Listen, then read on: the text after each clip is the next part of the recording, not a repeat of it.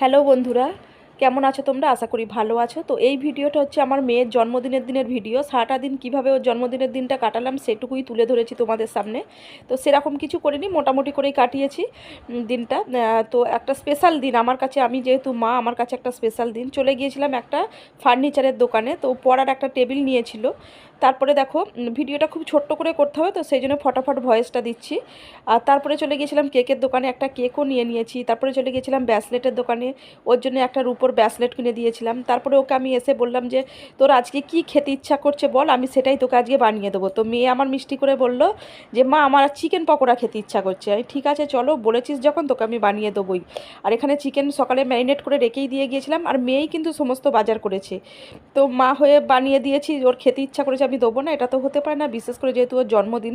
তো দেখো বেশ মহানন্দে বসে বসে আমার সোনামণিটা এখানে চিকেন পকোড়া খাচ্ছে।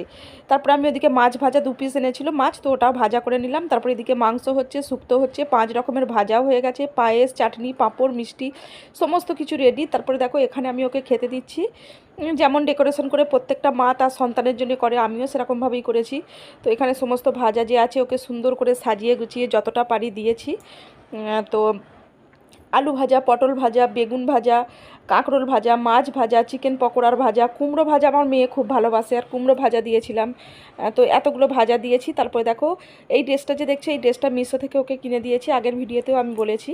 তো পরেছে, বেশ ভালোই লাগছে, পার্পল কালার। তো দেখো এখানে খেতে দিয়েছি, যতটা পারি সুন্দর করে সাজানোর চেষ্টা করেছি, এই হচ্ছে ব্যাপার। তো মেয়ে আমার খুশি হয়েছে, এই হচ্ছে ব্যাপার, ও প্রচণ্ড খুশি হয়েছে। আর ওই যে চাঁদির ব্রেসলেটটা যে ও পেয়েছে না, ওটাতেও আরও খুশি হয়েছে।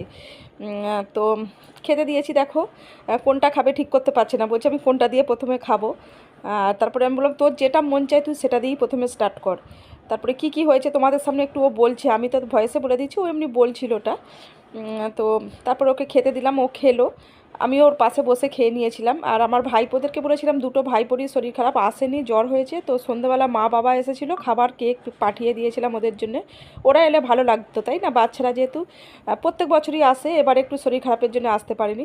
তারপরে দেখো এই যে টেবিলটা মানে কিনে দিয়েছিলাম ছোট পড়ার, তো ওর মধ্যেই কেকটা মানে কাটিং করিয়েছি, বিছানার মধ্যে বসে চারিদিকে ট্যাডি দিয়ে।